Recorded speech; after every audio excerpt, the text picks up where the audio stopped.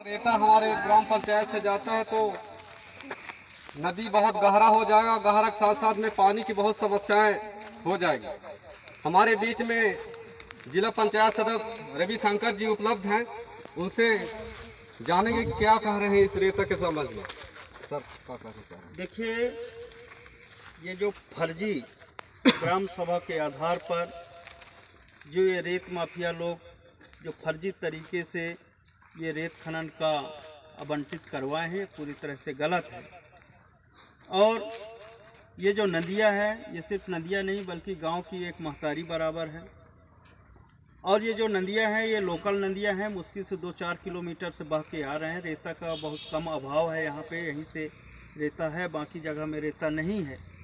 तो ये रेता उठ जाने के बाद में गांव पूरी तरह से रेता विहीन हो जाएगा और गांव का जल स्तर भी नीचे जा रहा है। हम गांव वाले मिल कर के पूरी तरह से रेतबंदी कराना चाहते हैं।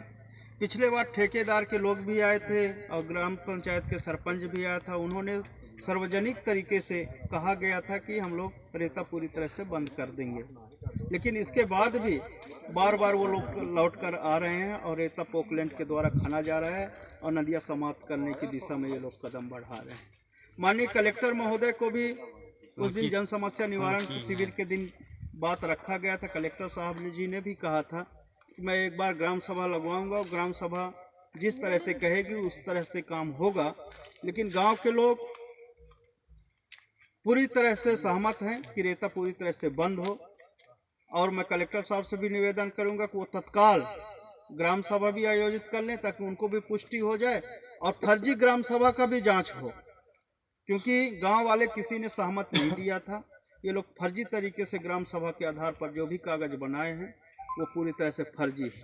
दूसरी चीज़ ये है कि रेता बेचने वाला होता कौन है, चाहे वो कोई प्रशासनिक व्यक्ति हो, चाहे कोई नेता हो या कोई बड़ा आदमी हो। ये नदी गांव की संपत्ति है। गांव के लोग निर्णय लेंगे कि नदी को कैसे संरक्षण करना है। कोई ठेकेदार या कोई जनप्रतिनिधि या कोई प्रशासन ये तय नहीं करेगा कि गांव का नदी को खनना है कि निकालना है। इसलिए वो लोग याद रखें, नदी हमारी आपकी नहीं किसी की बाप की।